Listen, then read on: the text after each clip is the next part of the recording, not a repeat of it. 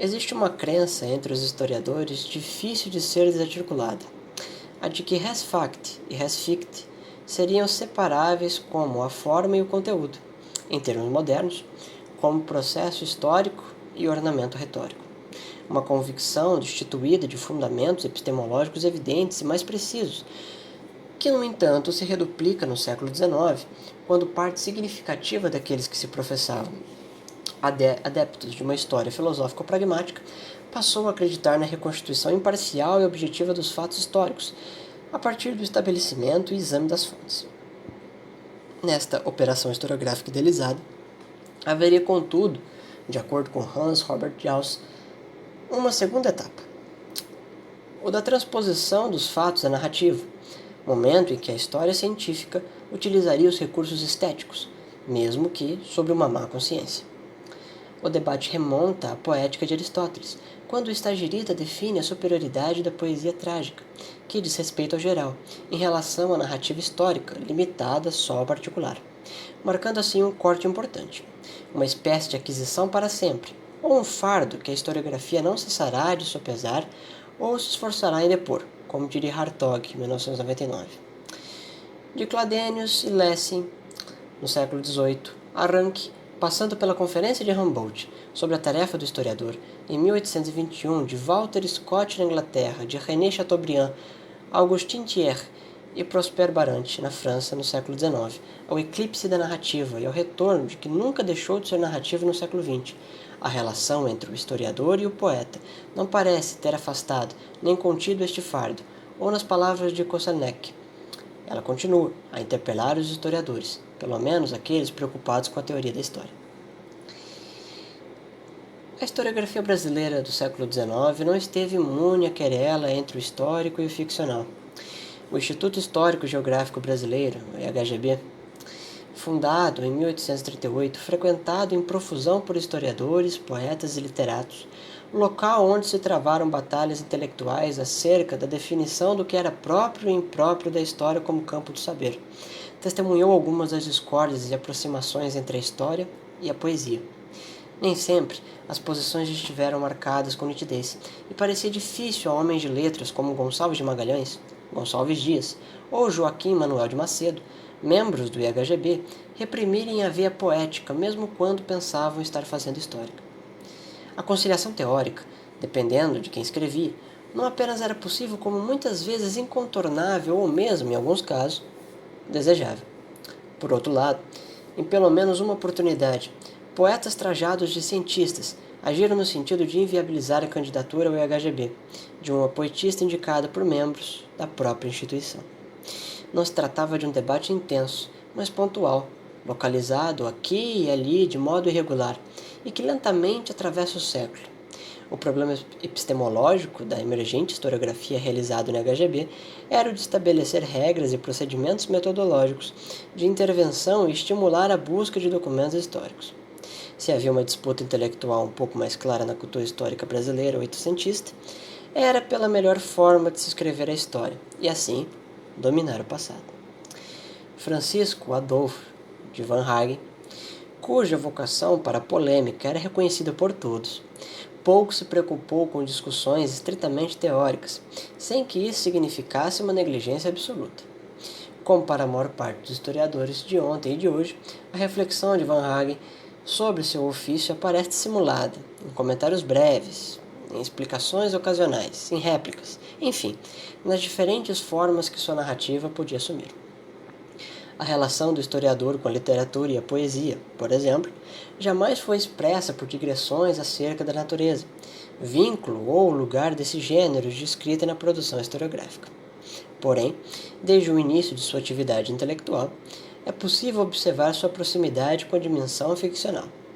Assim, em 1840, ele publica no Panorama, revista portuguesa de cunho romântico, um ensaio literário intitulado Crônica do Descobrimento do Brasil, que se insere, de acordo com Flora Sussekind, em um movimento mais amplo, aquele da construção da figura de um narrador de ficção na produção literária brasileira dos anos 30 e 40 do século XIX, que esboça também, ao mesmo tempo, a figuração do narrador enquanto historiador nacional. 10 anos mais tarde, em 1850, Varhagen publica o Florolégio da Poesia Brasileira, cuja introdução, intitulada Ensaio Histórico sobre as Letras no Brasil, é considerada por alguns estudiosos da literatura como o texto fundador da historiografia literária brasileira. O ensaio e o florilégio, a despeito de suas falhas, tornam-se fontes de consulta constantes para os interessados na história literária brasileira. Já no século XIX, mesmo que muitos, segundo Capistriano de Abreu, não declarassem. Contanto com a dimensão literária, não era, portanto, o que faltava a Varhagen. Além disso, ele foi acompanhado durante toda sua vida intelectual por uma presença incômoda, às vezes francamente desagradável, a do historiador das coisas do Brasil, que o antecedeu, o poeta inglês Robert Southey. Autor de uma History of Brazil, em 3 volumes, publicado em Londres entre 1810 e 1819, Southey foi um interlocutor constante dos membros da IHGB. Embora jamais tenha vindo ao Brasil, sua história foi escrita com base em uma vasta documentação, monografias, relatos de viagens, jornais e, principalmente, um notável acervo de livros e manuscritos sobre coisas luso-brasileiras que reuniu laboriosamente seu tio materno, o capelão anglicano Herbert Hill, que habitara Portugal durante 30 anos. Apesar de ter sido traduzida para o português apenas em 1862, a obra era conhecida pelos homens de letras. Na verdade, mais conhecida do que lida, pois nem todos tinham domínio da língua inglesa. Isso não impediu, entretanto, que inicialmente Robert Southey tivesse a pretensão nada modesta de que sua History significasse para os brasileiros o mesmo que a obra de Heródoto representou para os europeus.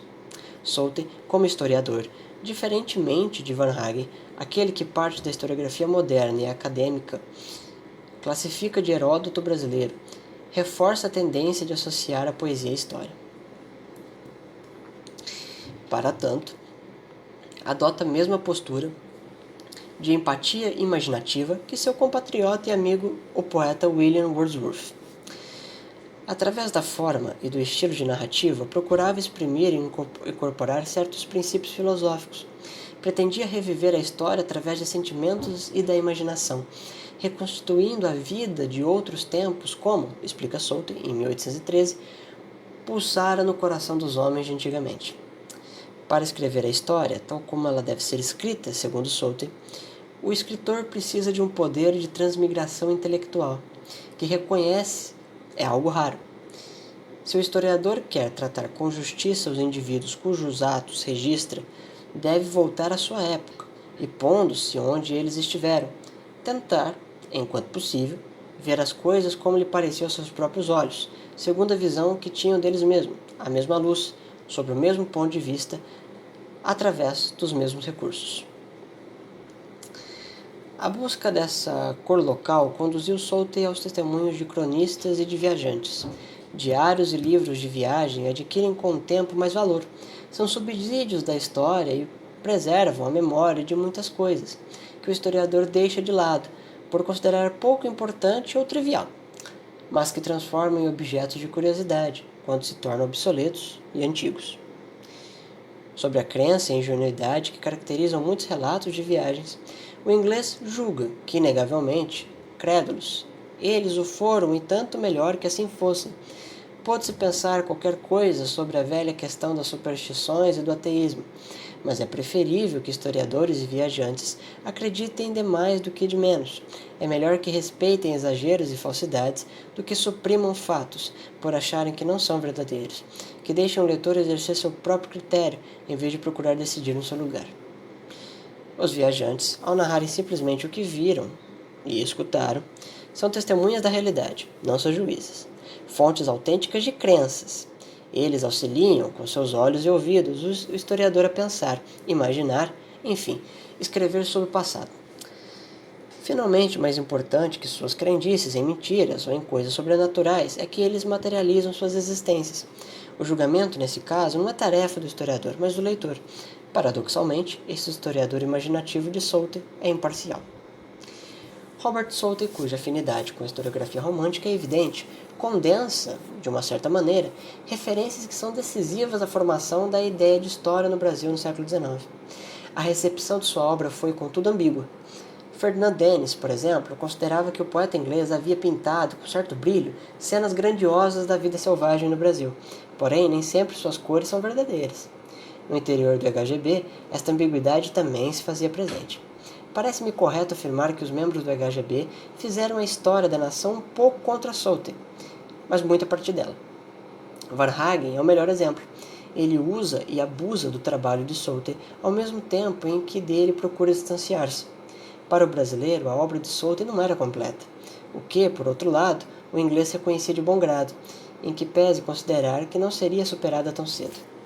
Na polêmica que travou com o geógrafo francês Armand d'Avezac, Varhagen afirma que quando começou a escrever a história geral do Brasil, teve que começar por se desembaraçar do verdadeiro caos que se encontrava a história do meu país, sobretudo aquela do primeiro e do último século, apesar dos trabalhos importantes do célebre Souther, formando 3 grossos volumes que ele chama de História do Brasil, e que mereciam antes o título de Memórias para escrever a história do Brasil e dos países do Prata, etc. Quase uma fonte, portanto. Na primeira edição da História Geral do Brasil, após alguns elogios a Souther, Varhagen encadeia um conjunto de críticas sobre as deficiências da obra: incompleta, sem unidade, desordenada, repetitiva e fatigante, características que lhe garantiram uma fraca popularidade. A ausência, naquele momento, de uma tradução para o português é simplesmente desconsiderada pelo brasileiro. No entanto, conclui Varhagen, ainda neste volume da História Geral, que seria ação pouco generosa e até suspeita de nossa parte de apregoar censuras contra esta obra do ilustre poeta laureado, que tanto apreciamos e que o Brasil todo, com razão, respeita, pelo fato de haver levado anos ocupado dele. Mesmo no elogio, Varhagen marca sua diferença. Ele lembra, assim, generosamente, que Souther, antes de ser um bom historiador, era um poeta reconhecido. Quem sabe, essa condição não seria suficiente para explicar as deficiências da obra? Contudo, na segunda edição de História Geral do Brasil de 1877, Varhagen simplesmente suprime este parágrafo e o substitui pela crítica seguinte: devemos lastimar que se mostre tão intolerante com os brasileiros nos assuntos religiosos, motivo porque o original de sua obra nunca se fez popular no Brasil. Na história das lutas com os holandeses no Brasil, o brasileiro adverte que no número das obras históricas assim envenenadas por menos seguras doutrinas, inclusive romanceando à custa da verdade, vemos hoje obrigado a considerar a de Souther, que, além disso, bem como a competente tradução para os progressos da história pátria em nossos dias, se encontra omissa em fatos muito importantes, de que ele se encarrega de prevenir ao leitor, sem contudo ter em mente a ideia de criticar o ilustre laureado bretão, mas apenas como prevenção, para que não nos venha opor, como já se tem feito, à sua autoridade aos documentos fidedignos, ou às considerações de crítica, que nos obrigam a não o seguir. Já o competente tradutor da primeira edição brasileira da obra de Souther, Luiz Joaquim de Oliveira e Castro, não pensava desse modo. Para ele, segundo se lê em uma nota ao leitor, o trabalho que ora verto para a língua nacional passa por ser a melhor história do Brasil, mas não disputo preferências, fale ela por si mesma. Em todo caso, é um escrito importante para a história pátria. E não podemos esquecer que as notas dessa edição são de responsabilidade do cônego Fernandes Pinheiro, então primeiro secretário do IHGB. Eu conheço apenas a reação escrita de Varhagen à tradução brasileira, que é bastante contida. Por um lado, ela remediou parte dos defeitos da narrativa de Souther, a cansada repetição de insócias descrições. Por outro lado, veio a ficar incompleta e a ser antes um verdadeiro extrato da obra. Fico a imaginar sua reação na intimidade ao abrir o primeiro volume e descobrir publicamente que ainda havia gente no Brasil que considerava a obra de Souther, que para ele não passava de uma fonte, superior à sua. Historiador de um país em que jamais colocou os pés, como observei antes, Souther não deveria, a priori, ser o autor de nossa história, pelo menos para Varhagen, e não por um nacionalismo exacerbado ou uma xenofobia incontida do Visconde do Porto Seguro. O problema de Varhagen era, acredito, de outra ordem. Ele queria simplesmente ser o autor da primeira e definitiva História Geral do Brasil. Poeta, o inglês procurou compreender poeticamente a história, quer dizer, sem abandonar as marcas da poesia que são os sentimentos da imaginação. A descrição edênica de Souther das terras brasileiras demonstra sua forma de escrever história. A terra era maravilhosa e abundante em qualquer coisa que o coração humano desejasse. A esplêndida plumagem dos pássaros encantava os europeus.